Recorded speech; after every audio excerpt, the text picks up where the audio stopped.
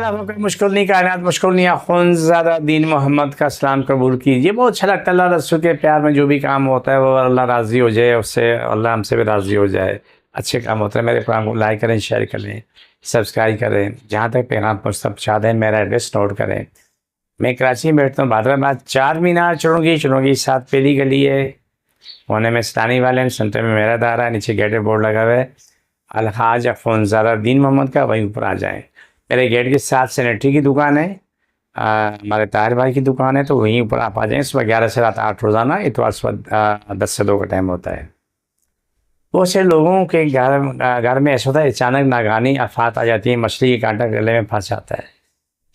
तो वो तकलीफ़ कभी 24 घंटे रहती है, कभी 8 घंटे रहती है, कभी हफ्तों रहती है, लेकिन वो ख़त्म होने का नाम नहीं लेती। मैं आपको बड़ा आसान नुस्खा बता रहा हूँ, इस पर अमल कर लें।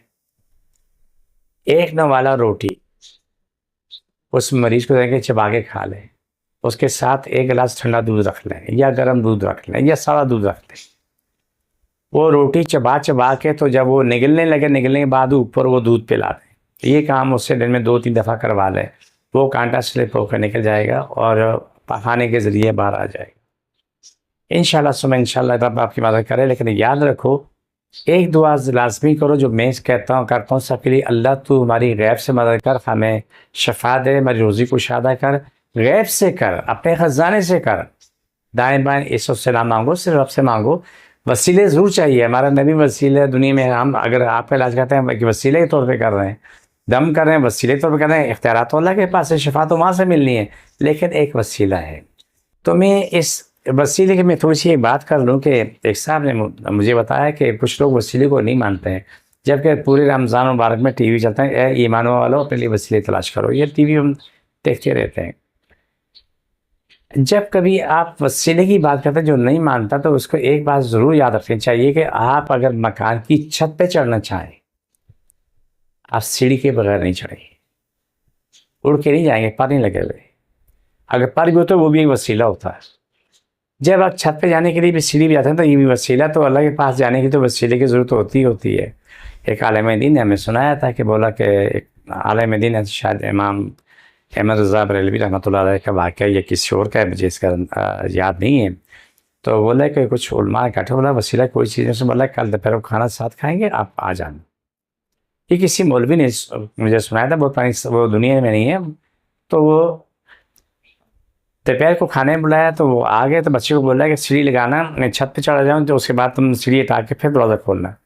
वही किया। जब मेहमान आ गए, सीढ़ी लगा दी, वाले साहब वो चले गए, और बच्चे ने सीढ़ी उठा के कमरे में रखी, दरवाज़ा खोल दी। बोला आ जाइए ऊपर, आ जाइए। बोला जी हज़रत, आने के लिए चढ़ने की सीढ़ी नहीं। बोला अब सीढ़ी को गोली मारे, क्या करना है सीढ़ी के साथ, डायरेक्ट छत पे आए। और उसने बोला हज़रत, छत पे कोई सीढ़ी के बगैर चढ़ सकता है? बोला इतनी अकल काम करती है इंसान की कि इतनी सी जगह पे तो तुम सीढ़ी के बगैर चढ़ नहीं सकते, तो उस परवरदिगार है आलम के पास बगैर वसीले कैसे पहुँचोगे? वसीला बहुत ज़रूरी है। ये जो मैंने आप सामने पेश किया, ये आलिम दीन ने सुनाया था। कभी कभी वो बातें हमें मिल जाती हैं जो बड़ी कामयाब होती हैं और हमेशा याद रखने की होती हैं, और कभी ऐसी मिलती हैं जिनको सुन के एक कान से सुनो, दूसरे कान से निकाल लो। मछली कांटे वाले एक हाथ गर्दन पर रखे, एक मैदे पे रखे। बिस्मिल्लाह सभी तकलीफ बीमारी नहीं जाती, मुझे पूछा नहीं खत्म हो जाए, सभी रोज़ी को शादाम, सभी तकलीफ बीमारी खत्म हो जाए।